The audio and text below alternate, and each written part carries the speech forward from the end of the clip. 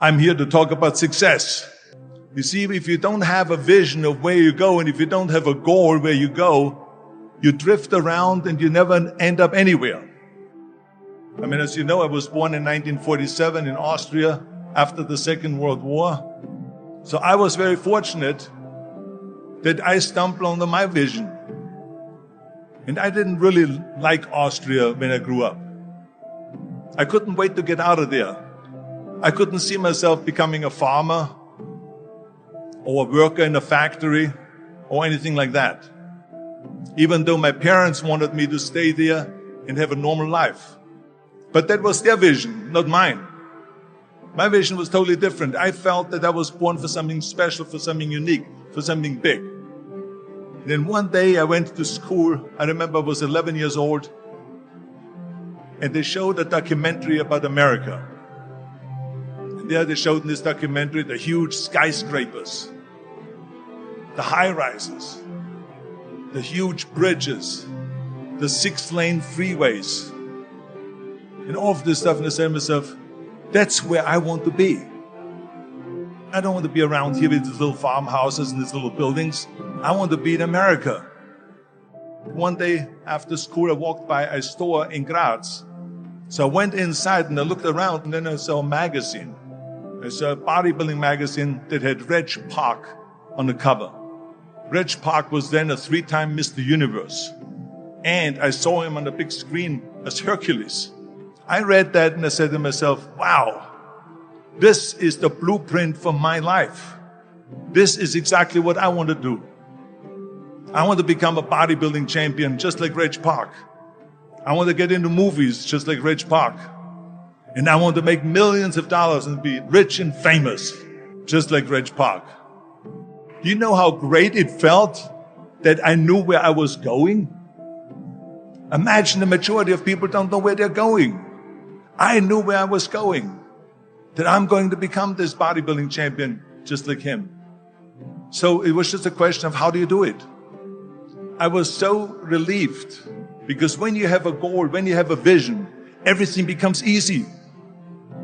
So people always ask me, when they saw me in the gym in the pumping iron days, they say, why is it that you're working out so hard? 5 hours a day, 6 hours a day, and you have always a smile on your face. And I told people all the time, I said, because to me, I'm shooting for a goal. In front of me is the Mr. Universe title. So every rep that I do gets me closer to accomplishing that goal, to make this goal, this vision turn into reality. Every single set that I do, every repetition, every weight that I lift will get me a step closer to turn this goal into reality.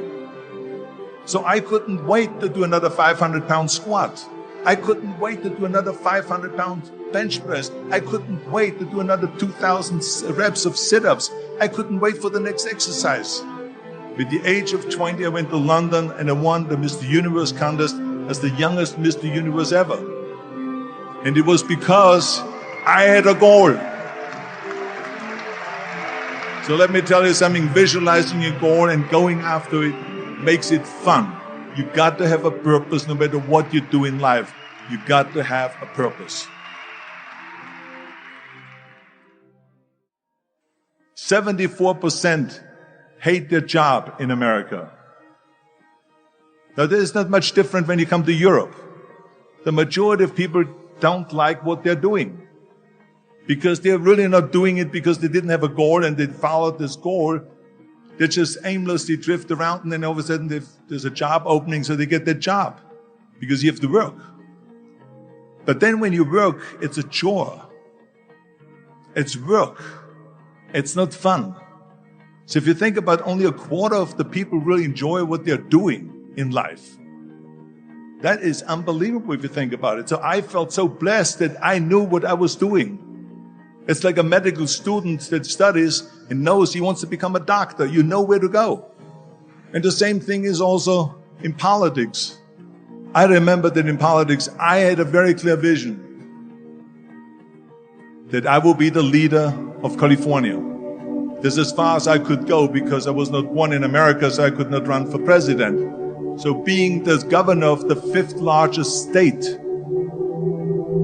I should say the largest state, the fifth largest economy in the world, was for me really the ultimate title, the ultimate accomplishment in politics. So even though people came up to me and says, why don't you go and run for something smaller, you're never gonna make it. I ran for governor, and then 2 months later I became governor of the state of California. Again, because I had a very clear vision what I'm gonna do with California. So that's rule number one, have a vision. Rule number two is, don't listen to the naysayers. Don't listen to the naysayers.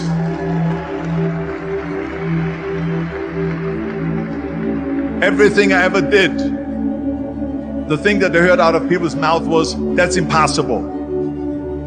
That can't be done. Or no. That is exactly what I heard, and of course I proved to the people that it can't be done. So whenever someone said to me, it can't be done, I heard, it can be done. When they said no, I heard yes. And when they said it's impossible, I heard it is possible. I'm a strong believer of what Nelson Mandela said, that everything is always impossible until someone does it. Well, I'm gonna be the one, I said to myself, I'm gonna do it and I'm gonna show it to them. Maybe it has never been done before. That's perfectly fine with me. But I'm gonna do it. And I did not listen to the naysayers. It's all about the hard work that you put in. I said to myself, in bodybuilding, I worked out 5-6 hours a day. I'm gonna do the same thing now for acting. And of course I went to college to study English. I studied the accent removal, acting classes, and all of this stuff, all day long. I worked and I worked and I worked. And within a short period of time, I made one movie called Hercules in New York, which of course went right into the toilet. But it didn't discourage me. I still had the same vision. And then all of a sudden I did Streets of San Francisco. I did Stay Hungry and Pumping Iron and The Villain. And then all of a sudden I was asked by Dino De Laurentiis at the Universal Studio to star in Conan the Barbarian. And after I did Conan the Barbarian, the director at the press conference said to the press, the director was John Milius, he said to the press, if we wouldn't have had Arnold, we would have had to build one. So think about that.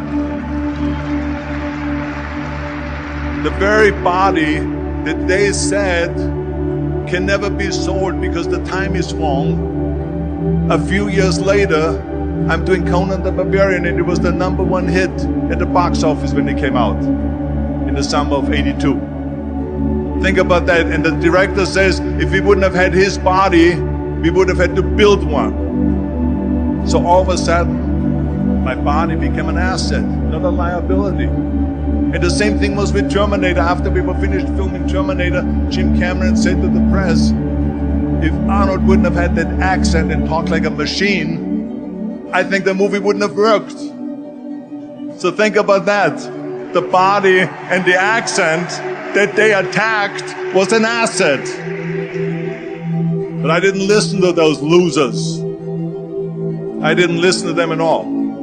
It's just the reality of it is that you cannot listen to the naysayers. So this is a very important lesson for all of you.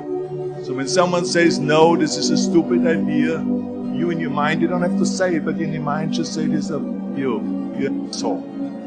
What do you know?